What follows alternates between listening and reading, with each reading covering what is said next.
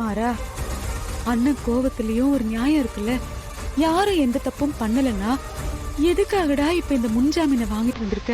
என்ன பண்றது, அடிக்கடி விசாரணை அது இதுன்னு டார்ச்சர் பண்ணிட்டு இருக்காங்க. கொஞ்சம் முன்னெச்சரிக்கையா இருக்கிறது நல்லது தானே? இருந்தாலும் அது கொஞ்சம் ஓவர் தான்டா. இப்போ வரைக்கும் நம்மளை விசாரிச்சுட்டு தானே இருக்காங்க. அவங்க சொல்றதும் சரிதான். விஜி இங்கே தானே இருக்கா. திடீர்னு காணாம போய் டெட் பாடி கிடைச்சிருக்கு. அதனால தானே விசாரிக்கிறாங்க. டேய், விசாரிக்க மட்டுமா செய்றாங்க? சரி, அப்படியே விசாரிக்கிறதா இருந்தாலும் எத்தனை தடவை ஸ்டேஷனுக்கும் வீட்டுக்கு அலைஞ்சுக்கிட்டு இருப்ப? நம்ம தொழிலை பார்க்க வேணாம்? ஏதோ சொல்றேன், நாங்கெல்லாம் கேட்குறோம்.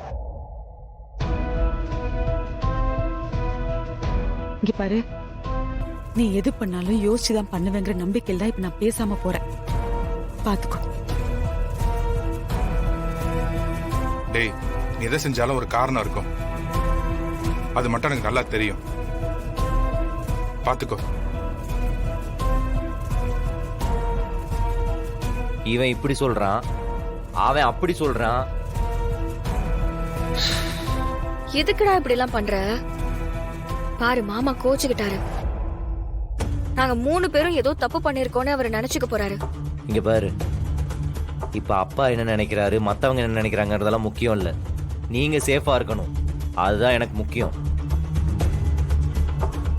அண்ணி, பிருந்தா, இனிமே உங்களை யாரும் அரெஸ்ட் பண்ண முடியாது. இனிமே பயமே படாதீங்க.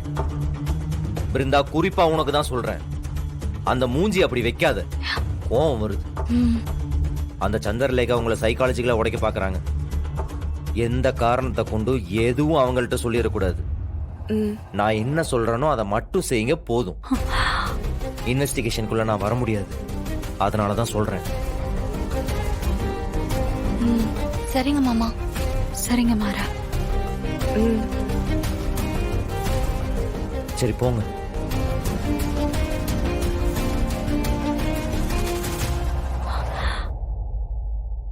கண்மணி, என்னடி யோசிக்கிற? அதெல்லாம் ஒண்ணும் இல்ல. அண்ணி, எதுவா இருந்தாலும் கேளுங்க, சந்தேகத்தை மனசுக்குள்ளேயே வச்சிட்டு இருக்காதீங்க. நீங்க என்ன நினைக்கிறீங்கிறத நாங்களும் தெரிஞ்சுக்கணும்ல. இல்ல மாறா, விஜி நிஜமாவே செத்துட்டாளா? தெரியல, நீ கடவுளுக்கு தான் தெரியும்.